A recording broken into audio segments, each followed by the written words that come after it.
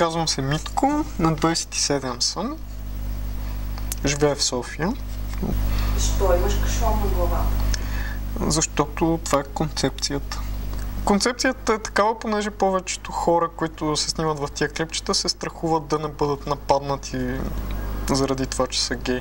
Определено имат основания да се страхуват. Те страх ли те? Ами, не особено, така че ще го махна за сега. Ако може. Здрасти пак. Аз съм на 27. Съм 25. И познаваме се от 7 години, но сме иначе заедно от 6. Защо се криете зад плика и защо се страхувате да покажете лицата? Не бих го нарекла страх, а предпазни мерки. Защото всеки човек разбира, че е едно физическо същество, което е много лесно ранимо. Ако не е чисто физически, то ще е морално, то ще е психически. Не мисля, че към настоящия момент се нуждая от някаква такава битка. Здравей, казвам се Лайла Градо. И сега искам да разкажа малко за своя живот и затова искам да изляза на светло и затова ще махна този кашон от себе си. Здрасти пак. Здравейте отново. На 27. И си гей, лесбийка, Лесбийка. А защо си в плика? Защо не искаш да си покажеш лицето? Точно защото просто по някакъв начин не искам родителите да разбират. Ако се стигна до вариант близките ми хора, които не знаят да разберат, не бих предпочела да е по този начин. На 22 години съм, от София. Защо си с кашон днес? Ами, защото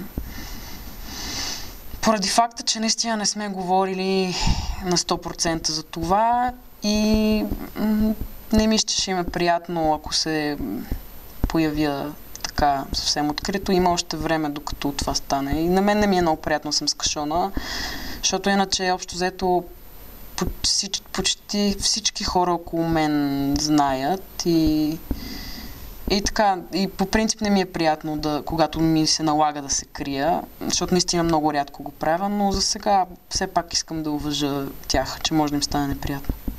Здрасти, как се казваш? Мирослава. Фамилия? Христова. На колко години? 26. Ами аз не искам да съм под кашона и смятам да го махна. Защо? Ами защото не искам да си крия лицето и не е забавно. И не е добре залепен.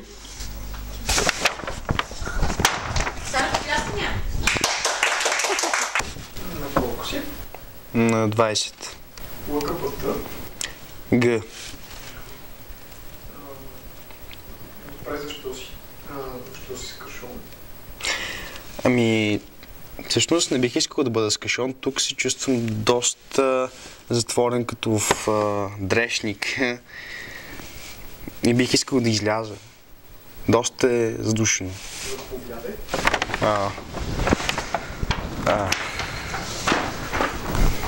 Пак, да. Например, вас страх ли ви е от нещо от обществото? Защото, примерно, хората, момчетата, които са геи и застават и крият лицето си зад кашона, тях ги е страх буквално да не ги набият или убият. Сега същото. И вас, дори и вас. Да, сега същото. Тук обаче. Тоест страх ви е да не ви нападне някой заради това, че сина ви е гей. Да.